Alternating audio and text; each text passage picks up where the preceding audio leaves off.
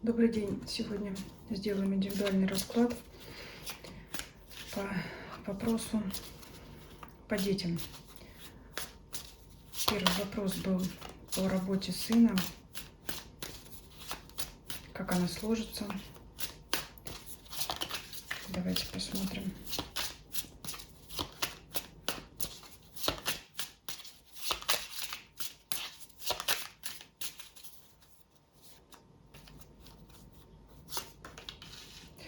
Вот первая карта, которая говорит о расстоянии, и спрашивающая меня задавала вопрос, что есть разъездной характер работы. Вот он, разъездной характер работы. С первой карты выпадает как характеристика описания этой работы. Получается, что это основное, раз первые карты показывают, это основная сложность именно этой работы. Что еще? Вот рыцарь, опять же, видимо, ездить приходится часто. Это не просто приехал, уехал, это, возможно, еще там, скажем так, из точки А в точку Б приехали, но и в точке Б постоянно приходится крутиться, мотаться, постоянно быть в движении. Очень что-то активное. Это точно не сидит на месте.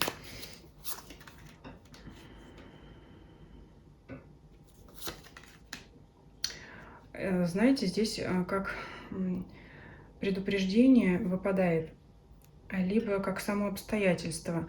Возможно, был какой-то обман по условиям работы. То есть могли обещать большего, как обычно, а в итоге оказалось не совсем то, что обещали. Вот здесь еще такая характеристика выпадает. Давайте посмотрим дальше, что будет на этом месте работы, как дальше будет складываться. Ну, в принципе, неплохо. Но, например, там никаких повышений точно не будет. Каких-то перспектив точно не будет. Но в целом место такое, знаете, стабильное. И выпадает кубковая масть.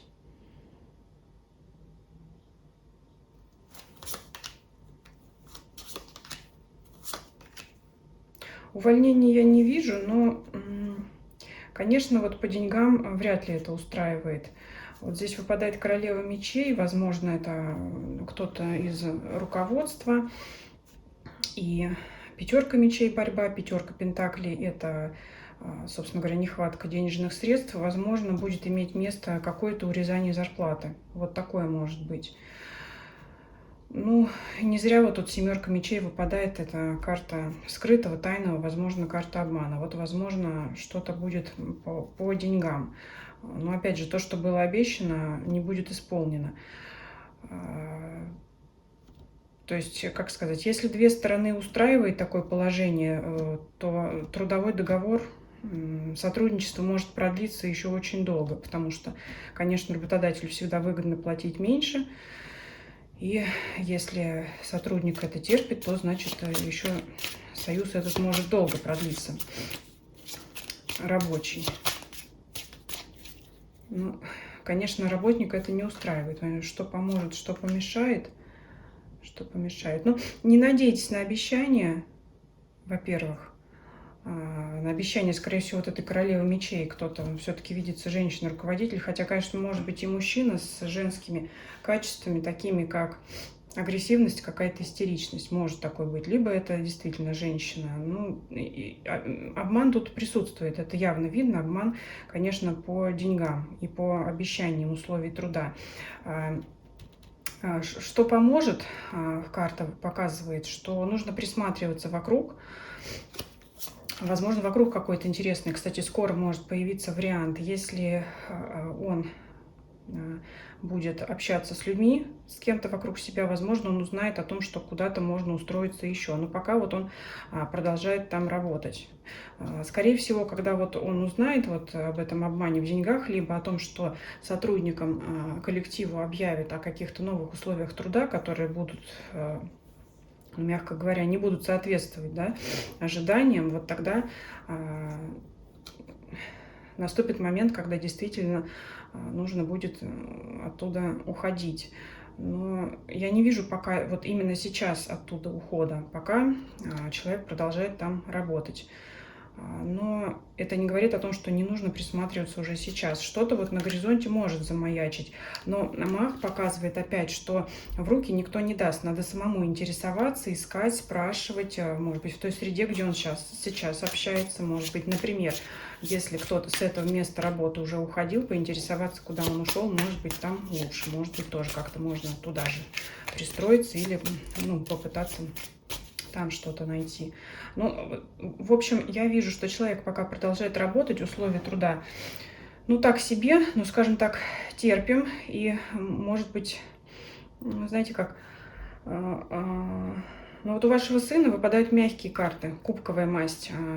Это человек, который готов понять, пойти на уступки, чего и ожидает вот эта самая королева мечей, да, чего и ожидает руководство. Вот вы выйдете, да, там поработаете, например, в выходные, мы вам заплатим, в итоге могут ничего не заплатить, или пообещать одни условия труда, а в итоге сказать нет, то есть, причем довольно-таки в жесткой форме. Пятерка мечей — это такая довольно агрессивная карта.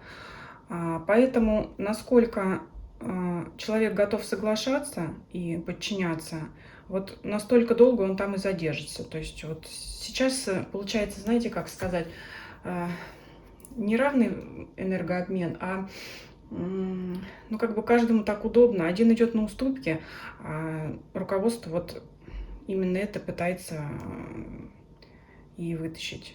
Поэтому вот смотрите. То есть просто так какая-то другая работа не найдется. Карта Маг показывает, что человек должен все взять в свои руки. Для этого он должен что? По тройке, двойке жезлов расширить свой кругозор. Вот человек держит в руках глобус, то есть он должен осмотреться вокруг себя, он смотрит вдаль, он ищет.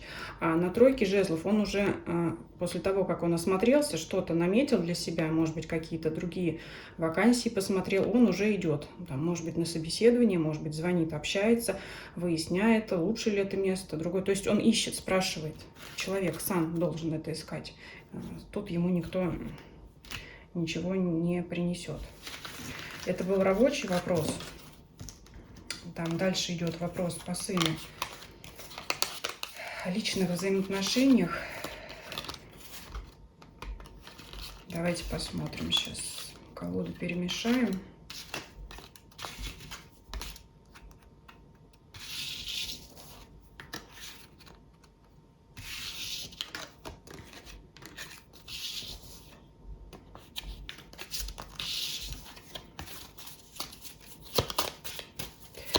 Смотрим сейчас взаимоотношения с супругой бывшей.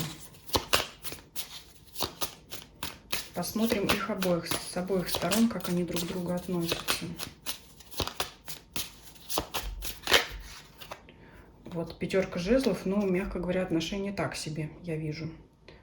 Тут, сами видите, идет драка. То есть это общение нельзя назвать миролюбивым, точно. Возможно, были скандалы, ссоры. Развод, конечно же. Иерофант, тайная жрица.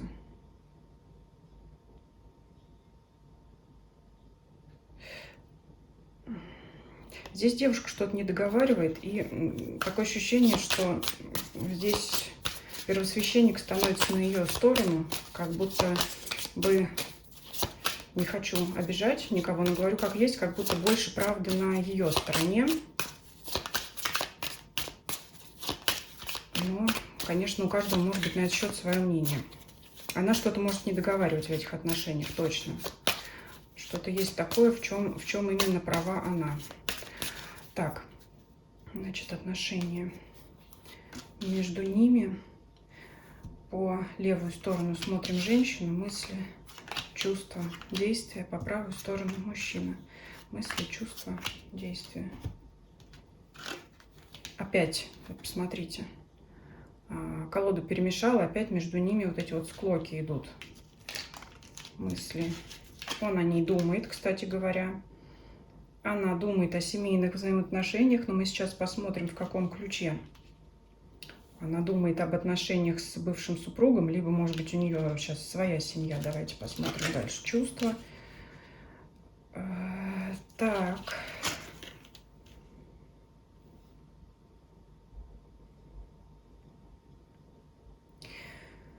Я сразу могу сказать, что я не вижу их возврата друг к другу. По крайней мере, на сегодняшний момент ни у него, ни у нее таких мыслей, планов нет. У нас уже выпадали в предыдущем раскладе вот эти две карты, но они выпадали на работу. Я уже поясняла, что это взгляд к новым горизонтам. То есть женщина либо ищет себе пару, другую семью, либо она уже в этой другой семье. Вот двойка, тройка, четверка, выпали арканы по порядку. Я могу сказать, что она вообще планомерно, поступательно, да, действует в том, чтобы наладить свою другую жизнь с другой семьей. Вот она ищет, что она делает. Тройка в чувствах выпадает, но она отвернута. От кого? От того, на кого мы гадаем, от бывшего супруга. Она отвернута от него. Отвернута куда? Это карта семьи, это карта дома, к другому дому, к другим берегам она отвернута. То есть она нет, она здесь вообще даже, можно сказать, показывает не ее отношение к бывшему супругу, а показывает, что, собственно говоря, это называется безразличие. Это показывает то, что она отвернута от него к новой жизни, вот так вот, к своей, к другой семье. Он думает о ней, потому что королева кубков в голове выпадает, он о ней думает, но, скажем так, он может вспоминать ее, ну, кубковая королева — это нежность, романтика, он может вспоминать ее, собственно говоря, как женщину. А в чувствах девятка кубков — это карта удовольствий, но единоличных удовольствий, то есть он, ну, может наслаждаться своей жизнью. Если сейчас он не в паре, то, собственно говоря, его это устраивает, но вспоминать он ее вспоминает. И в действиях, скорее всего, вот у него работа, то есть он больше занят работой. Ну, конечно, вот все перечеркивает в любом случае вот эта вот пятерка жезлов, которая говорит, что, ну, однозначно нет, возврата нет. Ну, я уже сказала, по крайней мере, на сегодняшний момент у них таких мыслей нет. Что там может произойти через год, через 5 лет, здесь я не скажу вам, но вот сейчас нет. Но расположения друг к другу нет ни у нее к нему, ни у него к ней, но он ее вспоминает все-таки. Давайте посмотрим сразу еще между ними вопрос по детям, потому что есть ребенок.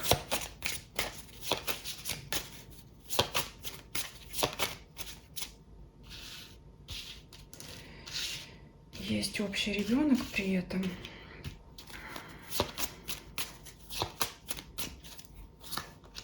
Вот ребенок, получается, паш кубков нередко обозначает как раз детей. Я не помню в вопросе, мальчик или девочка, но паш это, ну, это в любом случае ребенок.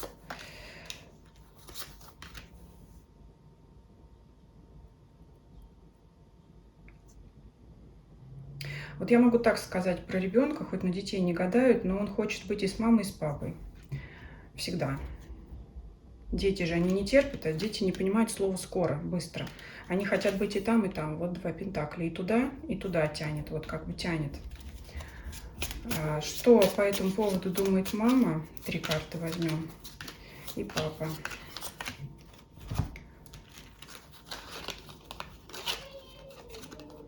Мама думает, что всегда ребенку будет лучше с мамой. Вот она, императрица. Карта влюбленных — это карта выбора. То есть выбирать надо маму. Ну, так будет лучше. Так будет для ребенка лучше. Это она так считает. Я думаю, что это не новость, не новое мнение. Что думает папа? Ну, папа с этим не согласен. Он с этим может поспорить.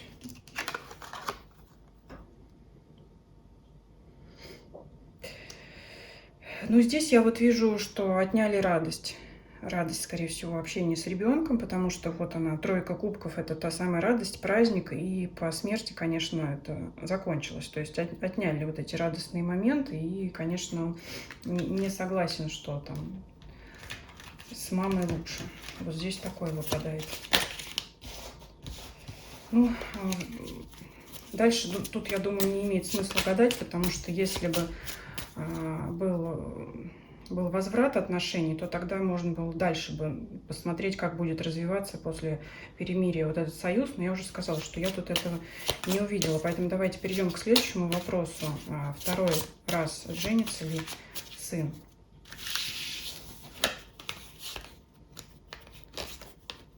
Будет ли второй брак у сына?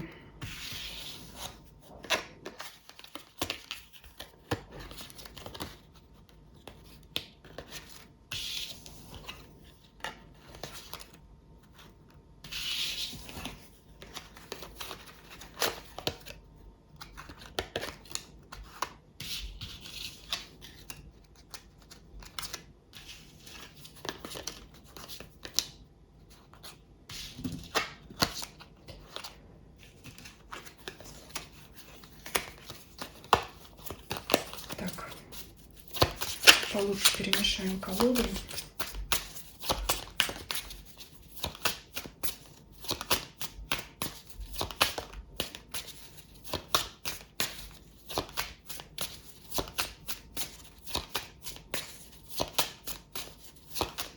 У нас выпадала уже карта, что, собственно говоря, девятка кубков выпадала, я ее поясняла при раскладе, при просмотре взаимоотношений с супругами.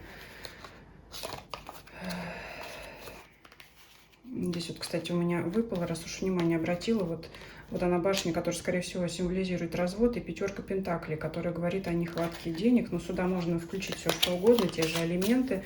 Опять вот этот денежный вопрос присутствует между бывшими супругами. Скорее всего, стоит остро. Это так, карты еще дали. Дополнительную информацию, можно так сказать. Я прервалась, да. Получается, что когда мы просматривали взаимоотношения супругов, у мужчины выпало на чувство карта девятка кубков. Это означает, что он наслаждается сейчас жизнью такой, какая у него есть. Но не в прямом смысле наслаждается. Я могу сказать так, что то, что сейчас у него нет пары, допустим, то есть его это положение вещей пока устраивает. Потому что девятка кубков это всегда... Это когда мне хорошо одному. Но исходя из этого будем уже дальше задавать вопрос. Да? Давайте сейчас еще раз посмотрим его вот состояние, как ему одному. Потому что вроде как и хорошо одному, но супругу он вспоминает. Я уже сказала, в ключе может романтическом вспоминать ее как женщину. Это означает, что все-таки не хватает человека рядом. Но возвращаться к ней он не хочет. Поэтому вот не могу сказать, что он страдает от тоски. Скорее всего, его даже может удовлетворять то, что вот он приходит, и никто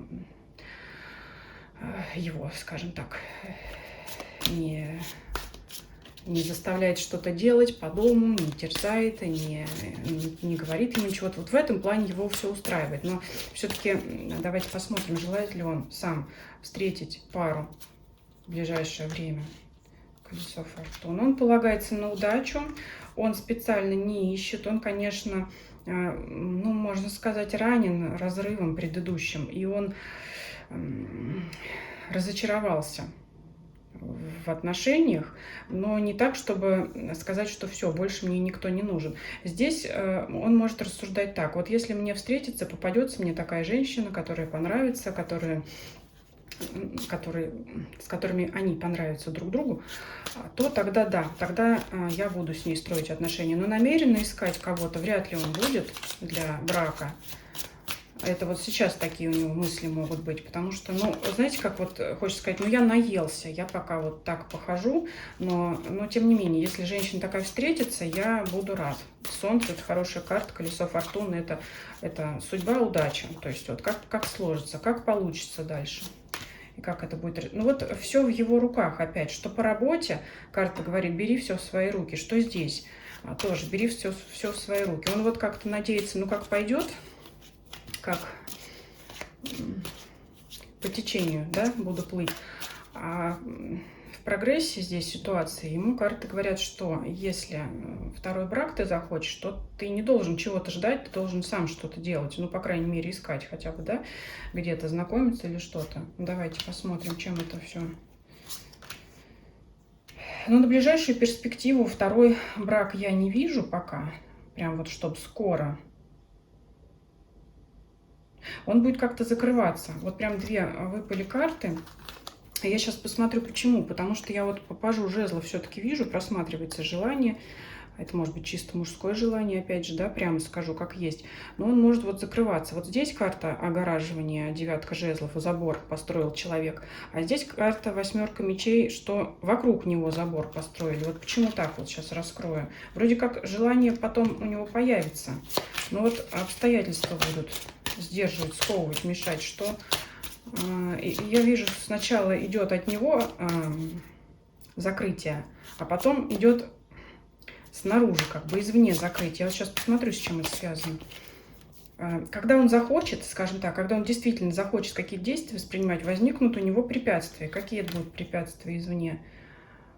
Кстати говоря, супруга бывшая может мешать. Что-то он ее опять вспоминать будет.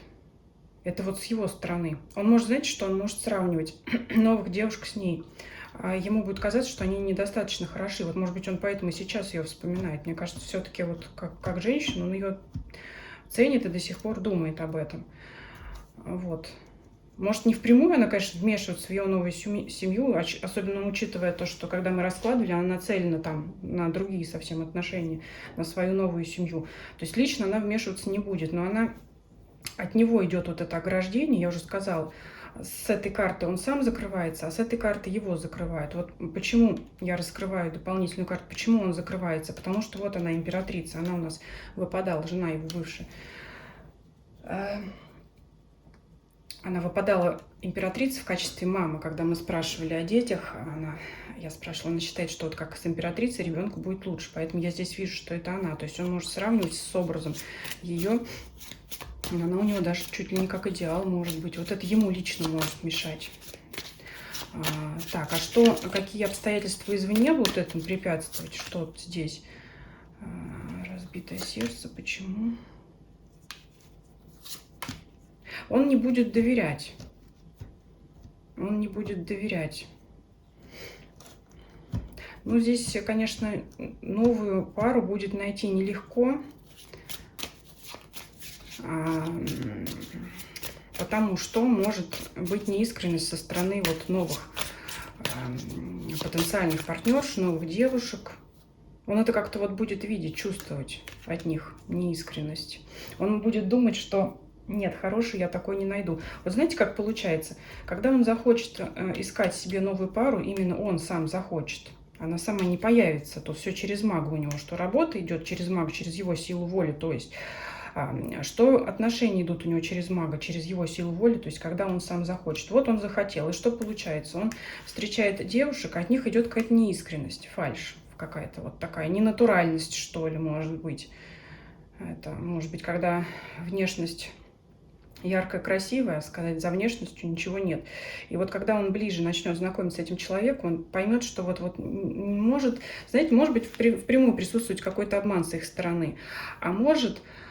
То, что вот он начинает вот ближе знакомиться с человеком, а там, как сказать, не за что зацепиться, не о чем поговорить. В том плане вот такая неискренность, что внешность одна привлекательная, а за душой там, за внешностью, то есть там ничего нет для семьи, для брака, да, то есть как вот жить с, ну, скажем так, с куклой.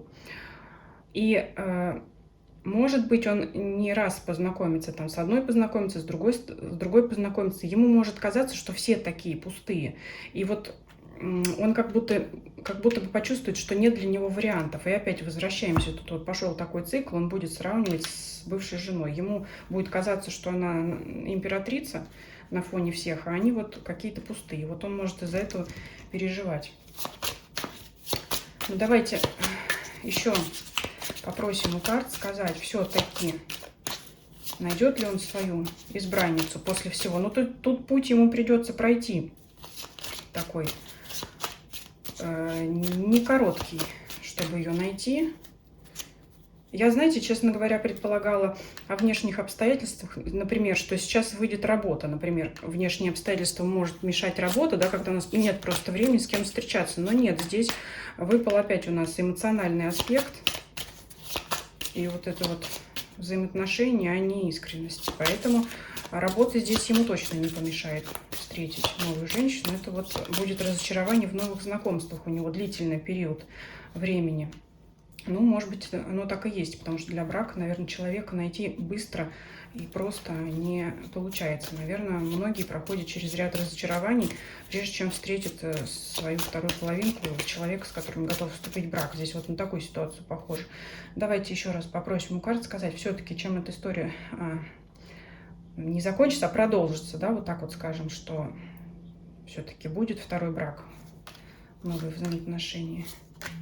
Будет, пусть ищет.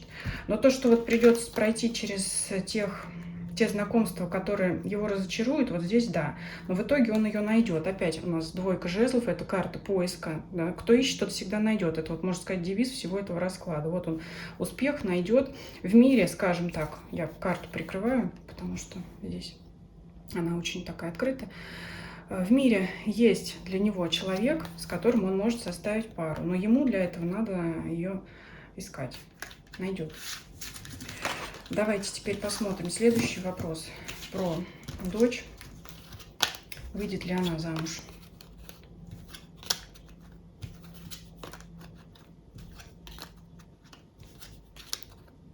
Вопросов много, видео будет длинное, поэтому как-то постараюсь как можно более полно отвечать, но затягивать тоже не хотелось бы.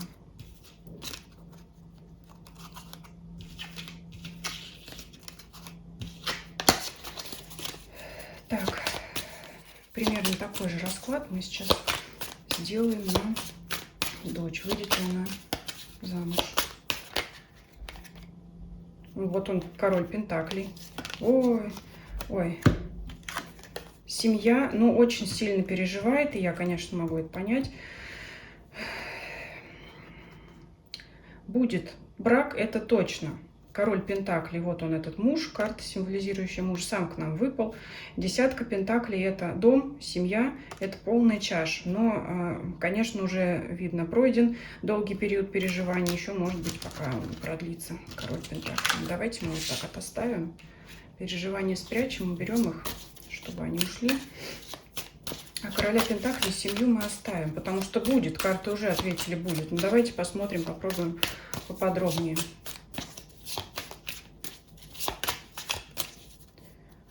Прям пусть карты сами нам говорят, потому что какие вопросы задавать.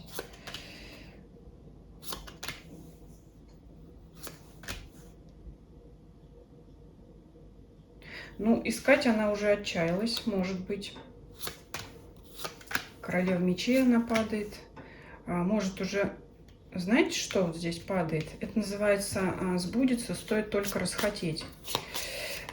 Еще по девятке мечей. Это вот такая картина тут похожа, когда опускаются руки и уже хочется оставить все как есть. И уже перестать искать кого-то, заводить новые знакомства.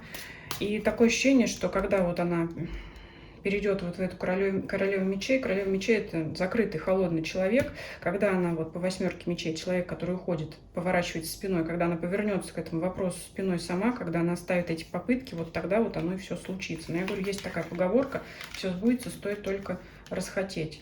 Очень есть вот тут усталость от попыток, поисков, конечно, всех этих. Почему так, да? Почему, когда мы... Вот интересно еще, знаете, как я говорю вот про сына, но вот не зря вот карты, вот они вот видят. Когда я спрашиваю про сына, у него выпадает маг, то есть все в твоих руках, потому что как бы карты намекают, ну ты же мужчина. А здесь карты как бы говорят, ну для девушки, да, девушка, женская энергия, это пассивная энергия, то есть переставай бороться, переставай. То есть там мы говорили на сына, что не нужно ждать у моря погоды, нужно все брать в свои руки, проявлять свою силу воли, свою энергию. А здесь карты говорят, что довольно уже энергии, ты устал, свои силы истощил. Вот оставь этот вопрос. Относись легче, вот этот аркан шут, всегда относись легче, то есть, как говорят, но это, вот когда мне так говорят, отпусти ситуацию, мне хочется, ну, мягко говоря, с человеком поспорить, потому что это такой совет, это когда, знаете, люди говорят, когда тебя не касается, можно советовать, отпусти ситуацию, но вот это злит как-то, но здесь вот именно так. Здесь именно отпусти ситуацию, и тогда оно к тебе придет. И вот он опять король кубков. Вот в этом сила. Девушки, женщины, отпустить ситуацию. Вот не зря, вот знаете, опять все-таки, я не психолог, но смотрю много информации, читаю, что все-таки вот говорят, когда девушка занята собой, когда она идет легким шагом, когда она не обращает внимания, не ищет, не ловит там мужского взгляда, когда она полностью поглощена собой, своей внешностью, когда она увлечена своей жизнью, вот в этом ее сила, карта мастерства. Вот тогда на нее начинают обращать внимание другие мужчины. Ну, не знаю, пишите там потом ответ ваш на эти все расклады, на эти все вопросы. Считаете ли вы, что расклад совпадает, не совпадает? Но я именно здесь вот вижу. Вот он, мужчина опять, король кубков, король влюбленный. И в первой карте нам выпали, что он муж. Но, конечно, переживаний, разочарований достаточно здесь. Давайте попробуем посмотреть, при каких обстоятельствах это произойдет. Может быть, карта что-то подскажет, где, когда, как. Я, конечно, вам даты не назову, но тем не менее, может, какую-то подсказку.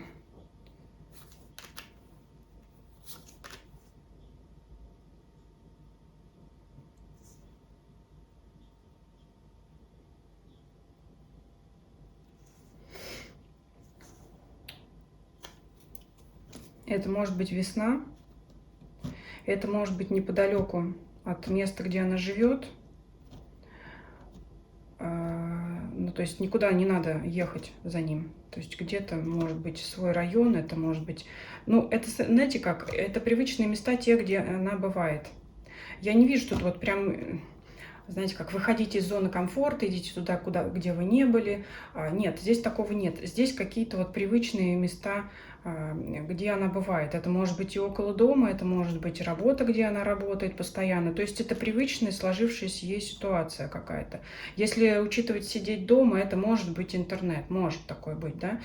Ну, то есть вот не где-то, где она ни разу не была, раз поехала и встретила, там с кем-то познакомилась. Карты больше показывают, что это обычные все ее места.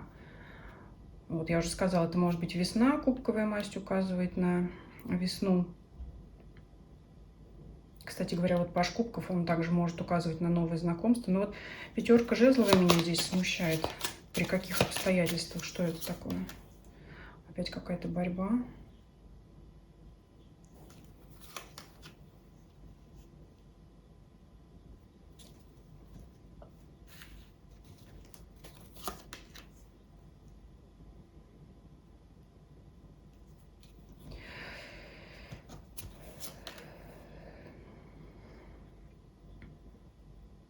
Ну, во-первых, она сразу может не понять, что это будущий ее избранник. Они, вы знаете, как еще может быть, они, ну, не скажу, что тут любовь с первого взгляда, они могут друг друга сначала не заметить как-то. Не воспринимать сначала друг друга как пару, как партнеры. Не смогут сначала, вот знаете, с первого взгляда друг друга разглядеть как пара.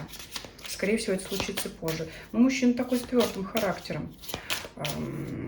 Возможно, первый раз она может его заметить, когда он будет несколько каким-то, знаете, раздраженным или вот что-то. Вот здесь показывает какую-то картину, вот, например, она идет где-то, она его увидела, и вот он может с кем-то спорить, что-то там, потому что характер такой у него твердый. Скажем, отставить свою правоту. Я не хочу сказать, что он какой-то там скандалист, но вот это вот может такое быть, что она вот первый раз его увидит, когда он что-то там выясняет, спорит. Поэтому, может быть, и любви-то не случится с первого взгляда, потому что ну, он будет занят там своими какими-то делами. Но потом как-то должно... Вот они должны как-то несколько раз встретиться, тогда начнут друг к другу присматриваться, тогда вот он ее разглядит. И он тут еще как император выпадает, и она как императрица. Ну...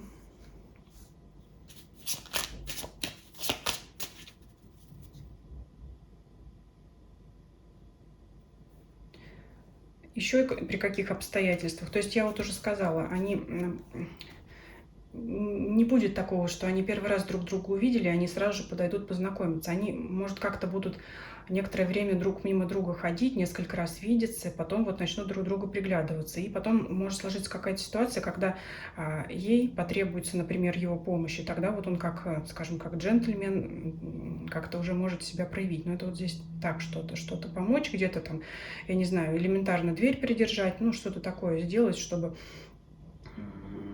проявить какой-то вот этот этикет, уважение, ну вот что-то с такого может начаться у них. Но не сразу, я не могу сказать, что они прям сразу увидели друг друга и влюбились. Это будет проходить постепенно.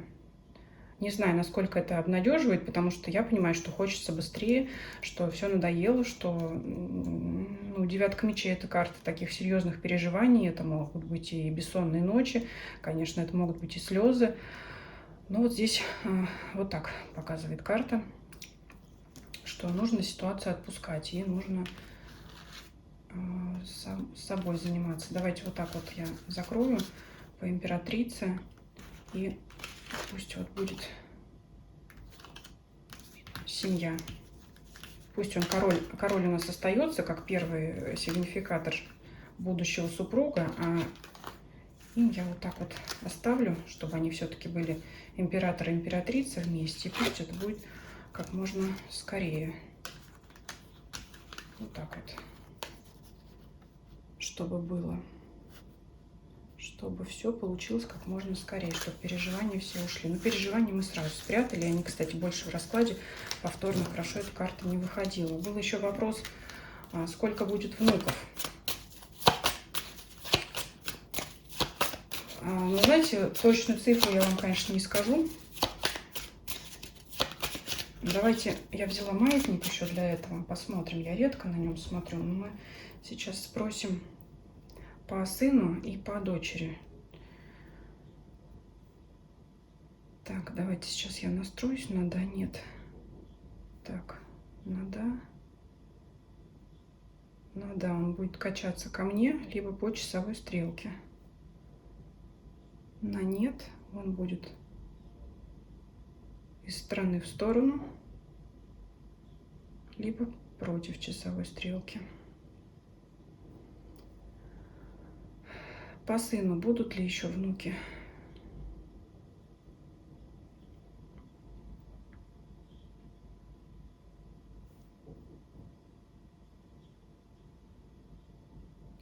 Да.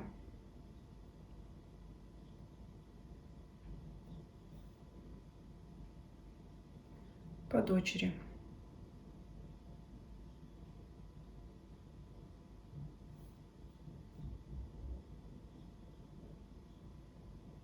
По дочери по кругу пошло. Да. Скорее всего, по сыну мальчик, по дочери девочка будет. Но так это или нет, мы сможем узнать только это от вас по прошествии времени. На этом, я думаю, все. Я вроде бы ответила на все вопросы. Если кого-то еще интересуют индивидуальные расклады, пишите, пожалуйста, на мою электронную почту. Контакты есть в описании канала. Всем спасибо, всем до свидания.